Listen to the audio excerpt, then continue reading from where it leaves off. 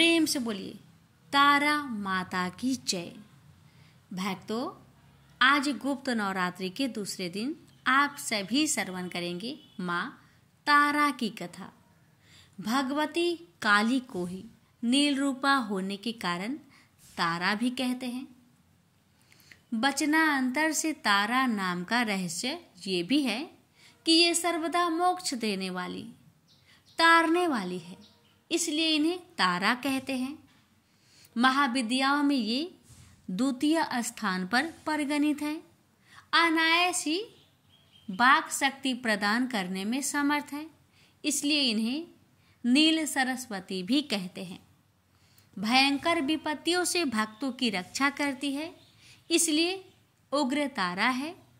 बृहनील तंत्र आदि ग्रंथों में भगवती तारा के स्वरूप की विशेष चर्चा है। हयग्रीव का वध करने के लिए इन्हें नील विग्रह प्राप्त हुआ था। ये स्वरूप शिव पर परिया लीड मुद्रा में आरूढ़ है। भगवती तारा नील वर्ण वाली, नील कमलों के समान 3 नेत्र वाली तथा हाथों में कैंची, कपाल, कमल और खड्ग धारण करने वाली है।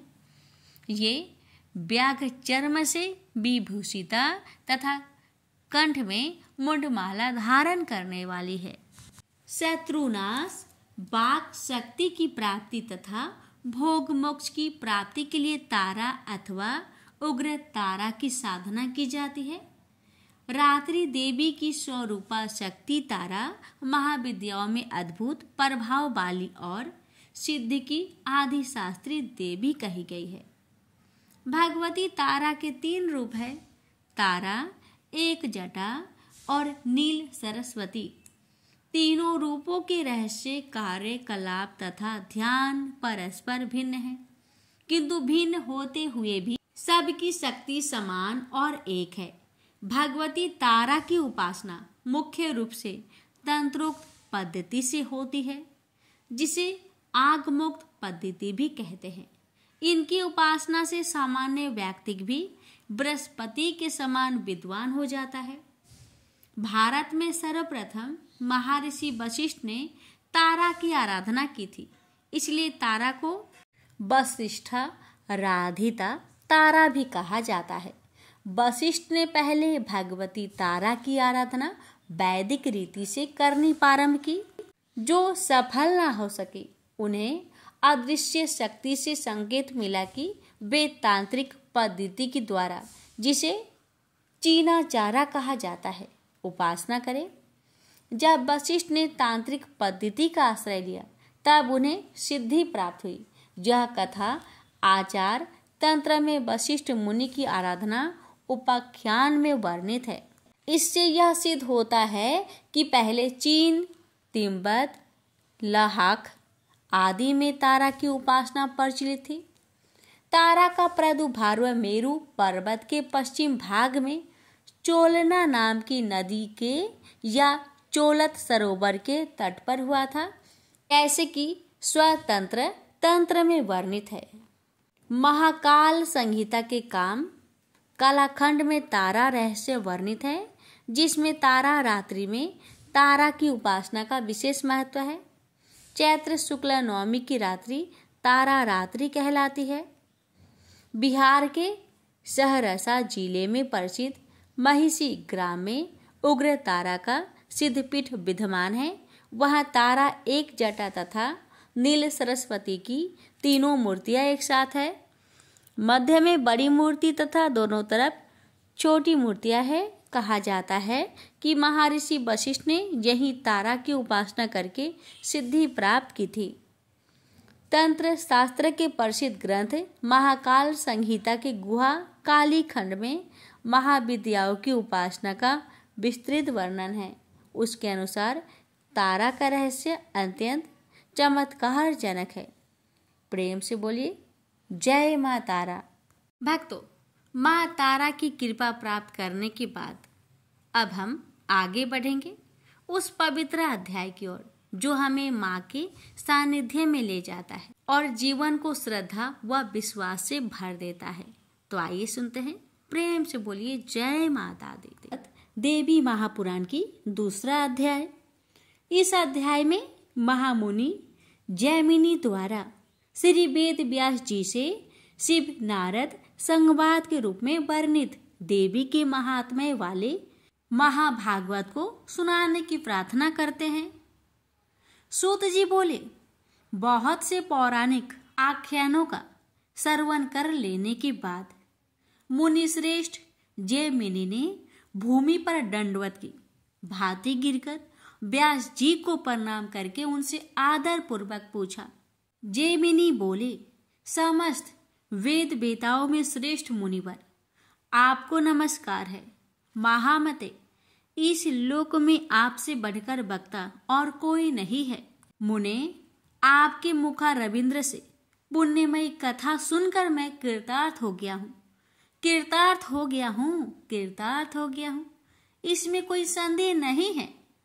अब एक दूसरी बात जो मेरे मन में चिरकाल से स्थित है, उसके विषय में सुनना चाहता हूँ।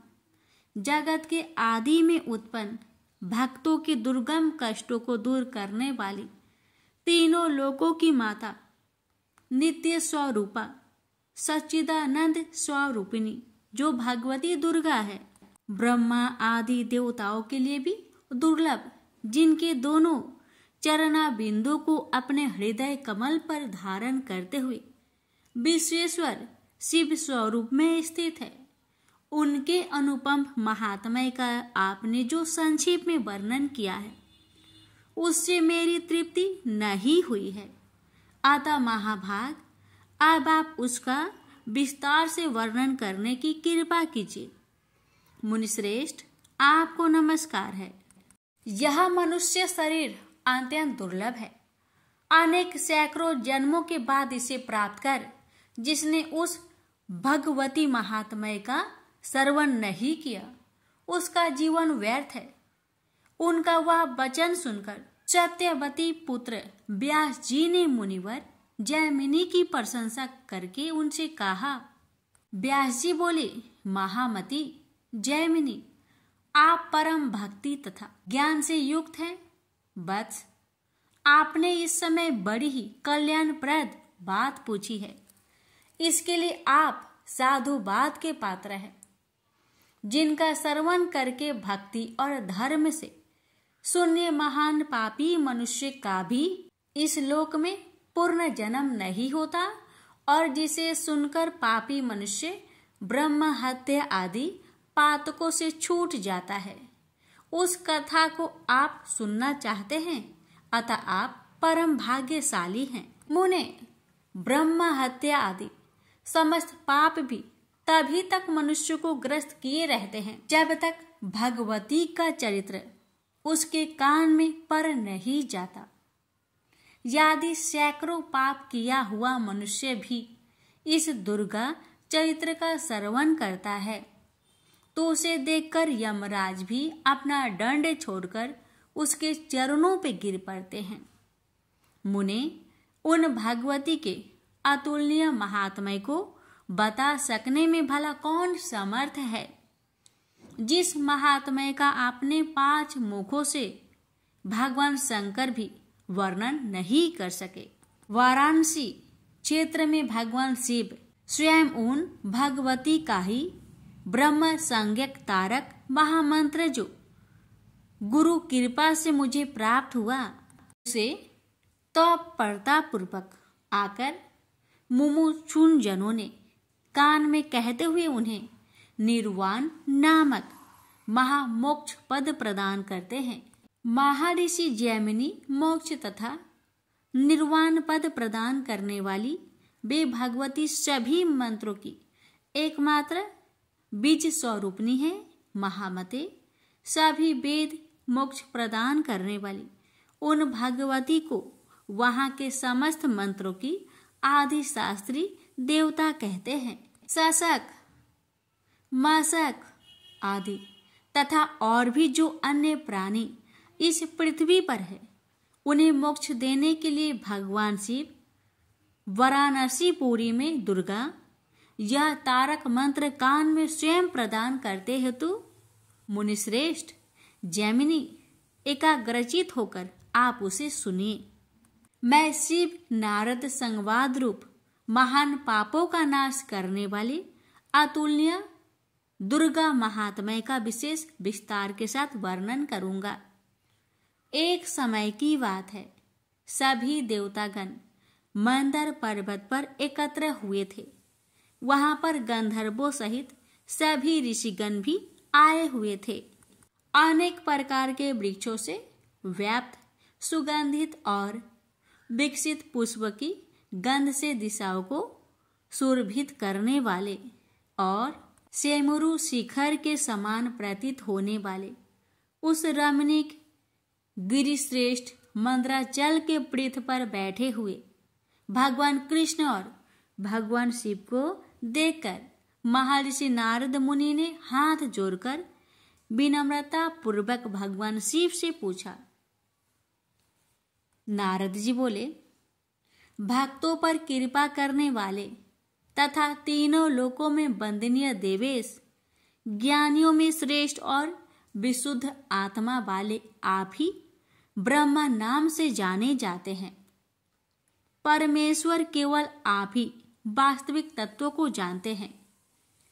आप तीनों लोकों को पवित्र करने वाली गंगा जी को आदर पूर्वक अपने सिर पर धारण करते हैं और चंद्रमा को अत्यंत सुंदर देखकर आपने उन्हें अपने सिर का आभूषण बनाया है।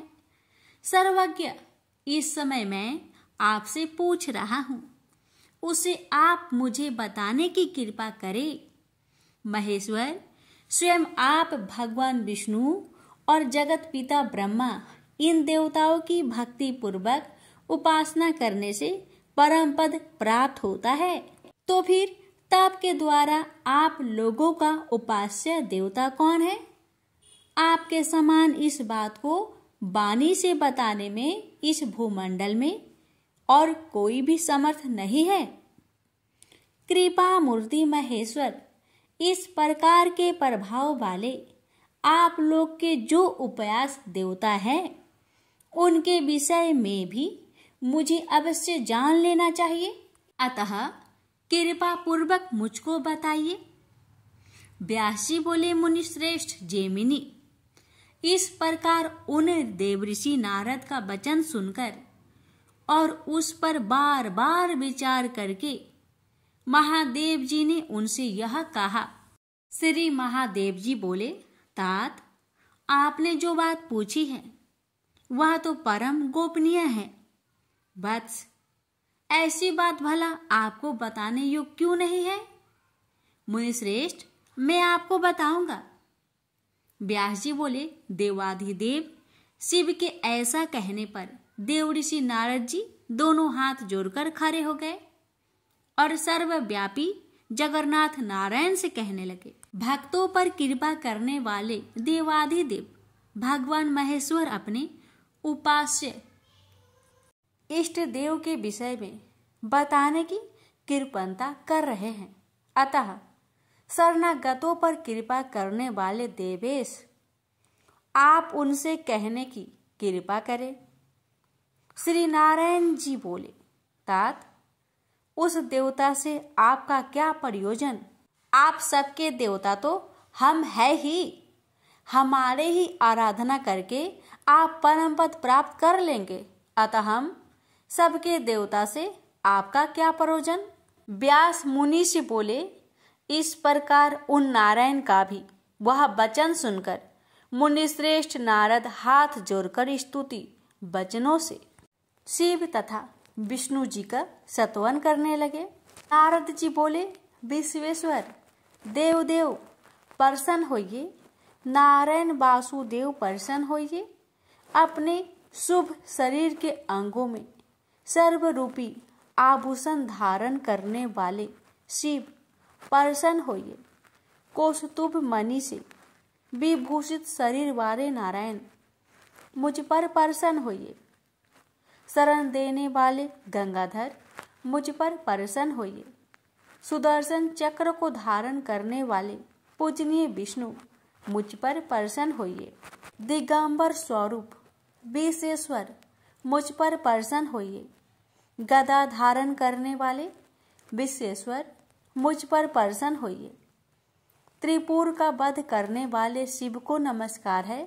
असुर कंस का वध करने वाले कृष्ण रूप विष्णु को नमस्कार है। अंधकासुर का विनाश करने वाले शिव को नमस्कार है। और त्रिनावर्त का संहार करने वाले विष्णु को नमस्कार है। विष्णु को बार बार नमस्कार है।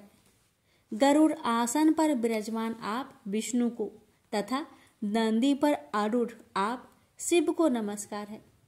व्यास जी बोले, परम पूज्य, उन देव ऋषि नारद को इस प्रकार स्तुति करते हुए देखकर महादेव जी की ओर दृष्टि करके भगवान विष्णु ने कहा। विष्णु जी बोले, देव, ये ब्रह्मपुत्र देव ऋषि नारद परम भक्त, ज्ञानी एवं विनम्र स्वभाव वाले हैं।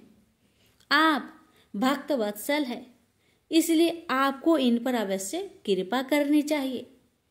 व्यास जी बोले, भगवान शिव ने भी भगवान विष्णु द्वारा कही हुई बात को सुनकर कहा, आप शरणागतों पर कृपा करने वाले हैं और आपने मेरे लिए अत्यंत कल्याणकारी बात कही है।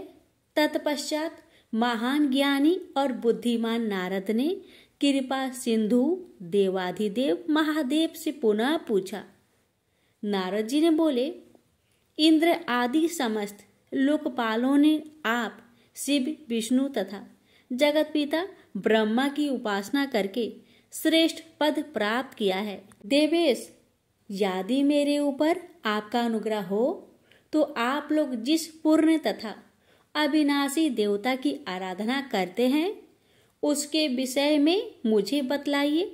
देव, जिसकी कृपा से आपने ऐसा महान ऐश्वर्य प्राप्त किया है, उस देवता के विषय में यदि आप मुझे बताते हैं तो मेरे ऊपर यह आपका अनुग्रह होगा। व्यास जी बोले, योगेश्वर मुनिवर नारद जी द्वारा इस प्रकार प्रार्थना करने पर निर्मलपति भगवान शंकर पहले तो सतत समाध्य हो गए। पुनः भगवती श्री दुर्गा के चरण कमल का अपने हृदय में ध्यान करते हुए और उन्हें ही एकमात्र पूर्ण ब्रह्मा जानकर उन्होंने आदर पूर्वक कहना प्रारंभ किया।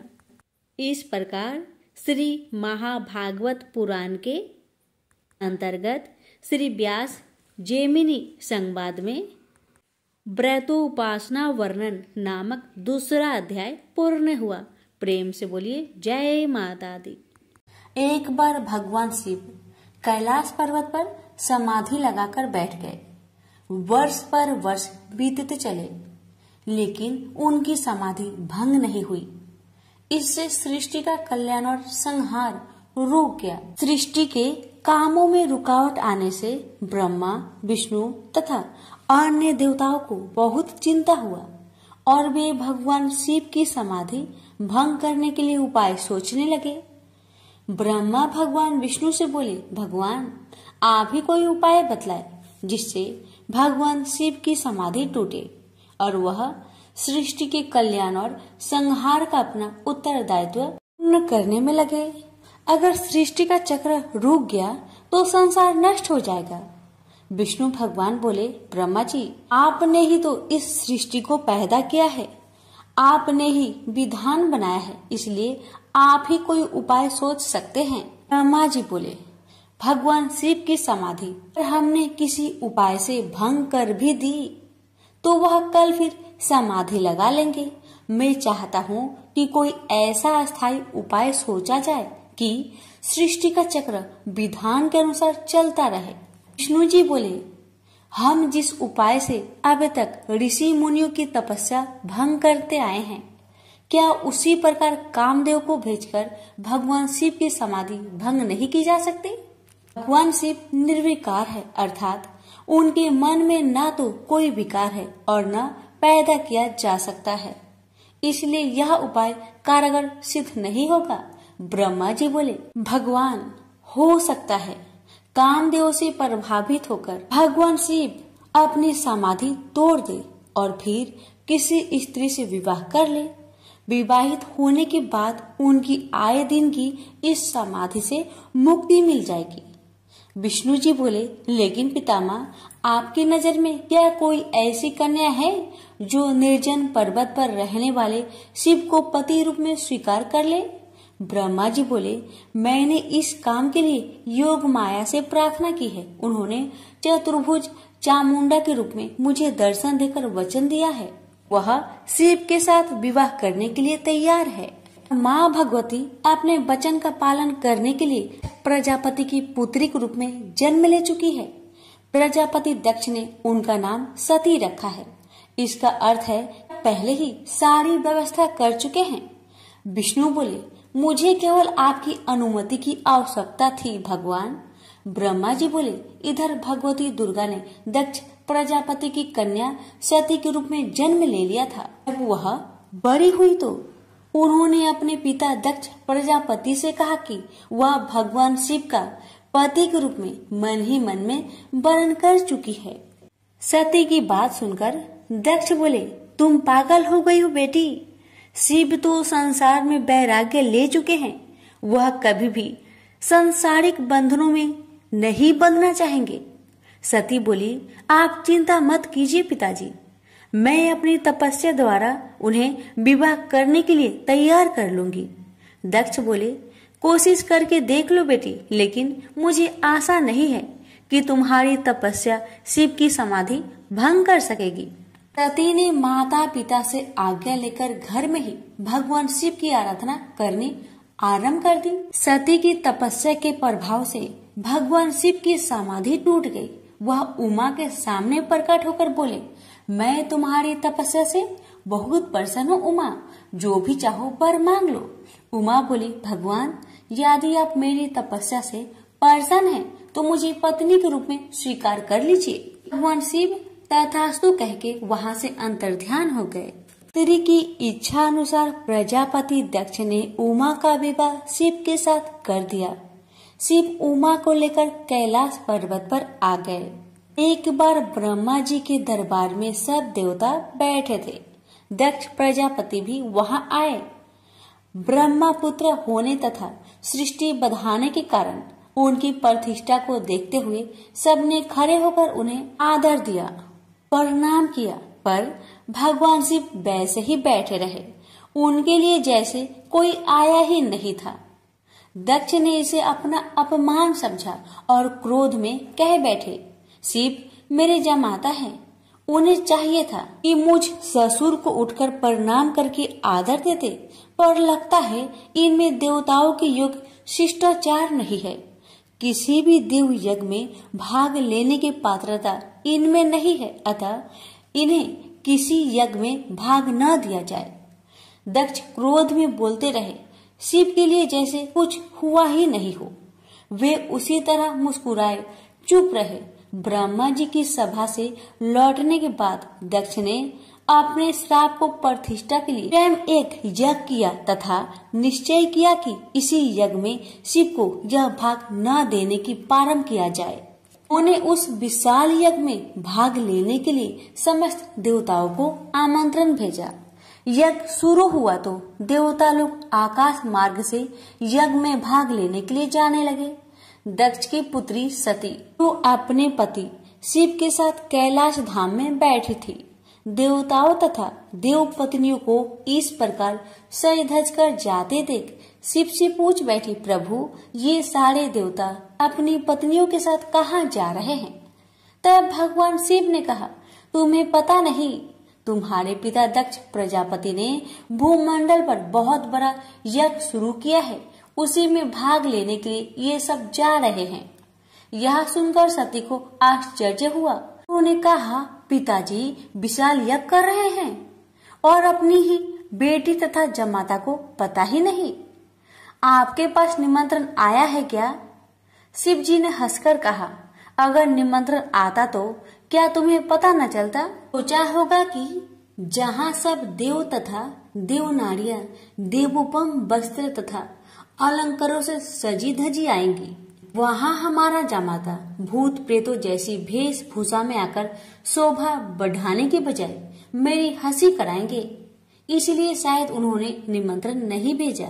ने तो उस अपमान की कोई परवाह नहीं की, पर सती अपने तथा अपने पति के प्रति इस प्रकार के व्यवहार से बहुत दुखी हुई तथा इसे अपना अपमान समझा। वे बोली, अपनी प्रतिष्ठा तथा दिखावती श्रेष्ठता का इतना ही ध्यान था तो बेटी ब्याहने से पहले सोचना चाहिए था। मैं पति के इस अपमान को बिल्कुल भी नहीं सहूंगी।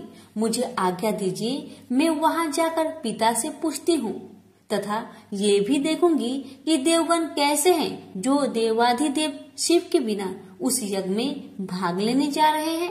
शिव ने कहा, उन देवों को क्या पता है कि हमें निमंत्रण नहीं दिया गया है। वैसे भी तुम्हें इस बारे में ज्यादा विचार नहीं करना चाहिए। बिना निमंत्रण के जाने पर अपमान होता है, इसलिए मेरी सलाह है कि तुम भी मत जाओ।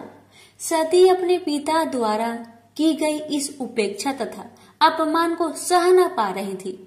पति शिव की आज्ञा न मिलने पर भी सती अपने पिता के घर जाने की जिद पर अड़ी रही। शिव ने सोचा कि सती क्रोध में है, पता नहीं कुछ अनहोनी न हो जाए, इसलिए उन्होंने अपने कुछ गणों को सती की रक्षा के लिए भेज दिया। सती अपने पिता के घर पहुंची तो उनकी माता और बहनों ने तो बड़े स्नेह और सम्मान के साथ उनका स्वागत किया, लेकिन दक्ष तथा उसके समर्थकों ने उमा के प्रणाम का उत्तर देना तो दूर उनकी ओर आंख उठाकर भी नहीं देखा। सती को अपने अपमान की परवाह नहीं थी।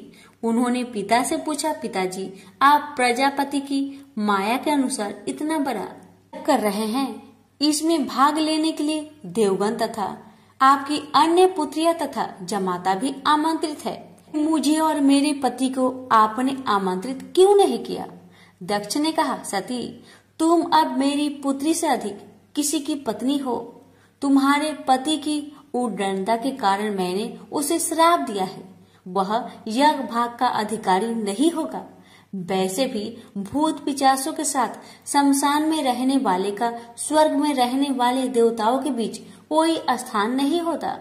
सती ने कहा, वे आपके जमाता है, आपने उनकी पाद पूजा की है। वे देवों के देव महादेव हैं। यदि उन्हें ही यज्ञ भाग से वंचित किया गया तो वह यज्ञ उनके बिना सफल नहीं होगा।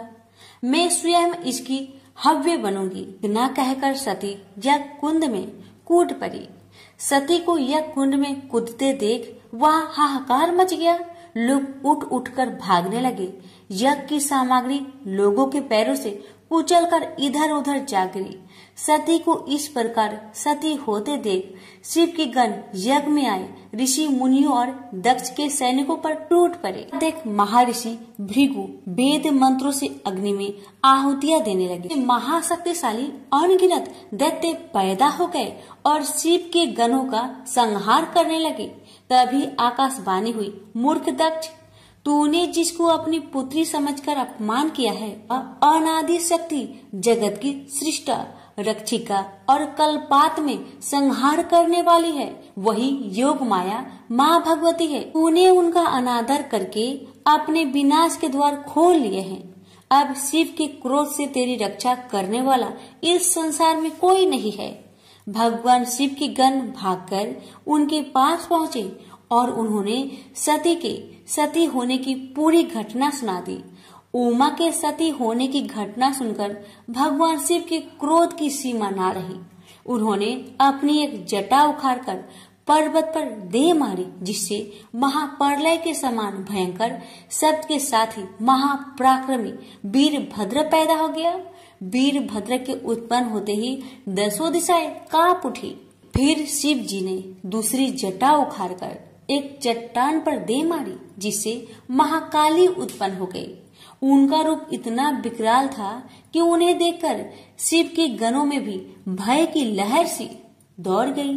महाकाली के साथ ही काली, कात्यायनी, ईशानी, चामुंडा, मुंड, मर्दनी, भद्रकाली, भद्रा, वली और वैष्णवी भी पैदा हो गई। फिर भद्र ने कहा, भगवान आज्ञा दीजिए, मैं क्या करूं? यदि आपकी आज्ञा हो तो मैं क्षण भर में ही सारे समुद्र को सोख कर मुझे ब्रह्मांड को भस्म कर डालूं और सारे देवताओं और ऋषि मुनियों को भी भस्म कर दूं?